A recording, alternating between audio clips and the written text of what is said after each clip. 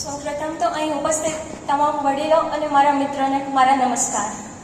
અને પહેલાં તો હું કહેવા માગીશ કે નિકુંજ સર, હિરેન સર અને ખાંદર સરને મારા તરફથી આભાર માનું છું કે તેમણે મને અહીંયા બોલવા માટે મોકો આપ્યો. તો આજે હું અહીં તમારી સમક્ષ એક એવા પાત્ર વિશે વાત રજૂ કરવા માગું છું કે જે આપણા ઘરનો મોભો છે, માન, આપણા ઘરનું માન, મર્યાદા છે, કે જે આપણા ઘરનું પ્રેમ, મર્યાદા અને લાગણીઓનો સુંદર સંગમ છે, કે જે આપણા ઘરમાં એક દીકરીની જેમ આવે છે અને જોત જોતામાં જ ઘરની મજબૂત દિવાલ બની જાય છે. એ છે ભાભી. ભાભીનો સંબંધ માત્ર એક નામ નથી, પરંતુ લાગણીઓનો એક સેતુ છે. આપણી ભાષામાં કહીએ ને તો ભાભી એટલે ઘરની ગરા, ઘરની શોભા છે. જ્યારે ભાભી પહેલી વાર ઉમરો ઓળંગીને ઘરમાં આવે છે ત્યારે એ ખાલી વહુ બનીને નથી આવતા, પણ આખા પરિવારને એક દોરે બાંધનાર સુતરણી બનીને આવે છે.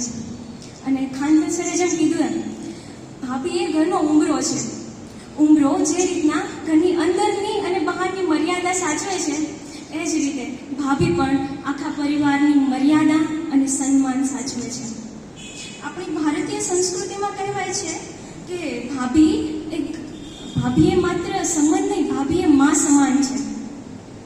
ભાભી એ ઘરના દરેક સદસ્યની નાની નાની બાબતોનો ખ્યાલ રાખે છે. ભાભી એ માની જેમ પ્રેમ પણ કરી શકે છે અને જો આપણાથી ભૂલ થાય ને તો એ આપણને ઠપકો પણ આપી શકે છે. ભાભી એ એક એવું વ્યક્તિ છે કે જેની સાથે બેસી અને આપણે આપણા મનની વાતો કરી શકીએ છીએ. ભાભીનો સંબંધ નણંદ અને દેયર સાથે એવો હોય, એ સારા મિત્ર હોય અને સારા માર્ગદર્શક પણ બને છે. ભાભી સાથે ભલે આપણે લોહીનો સંબંધ ના હોય, પણ પ્રેમ તો એક બહેન જેવો જ કરે છે ભાભી. અને આ લાઈન ઉપરથી મને એક સરસ પંક્તિ યાદ આવે છે કે ભાઈ તો લોહીનો સંબંધ છે, ભાઈ તો લોહીનો સંબંધ છે, પરંતુ ભાભી આ લોહીના સંબંધમાં હેતનું અમૃત રેડનાર વ્યક્તિ છે. પરંતુ ભાભી આમાં હેતનું અમૃત રેડનાર વ્યક્તિ છે. ભાભી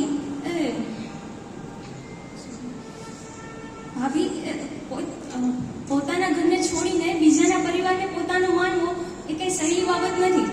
પોતાના ઘરને છોડી અને બીજાના પરિવારને પોતાનું માનવું એ સહેલી બાબત નથી. અને આપણા ઘરના સદસ્યની નાની મોટી બાબતોનો ખ્યાલ રાખવો, પછી રસોડાથી લઈ અને ઘરના પ્રસંગ લગીની તમામ જવાબદારીઓને તે નિષ્ઠાપૂર્વક નિભાવે છે. પછી સાસુ, સસરા અને પતિ વચ્ચે એક કડી સમાન છે, જે આખા પરિવારને એકતાના તાતણે બાંધે છે.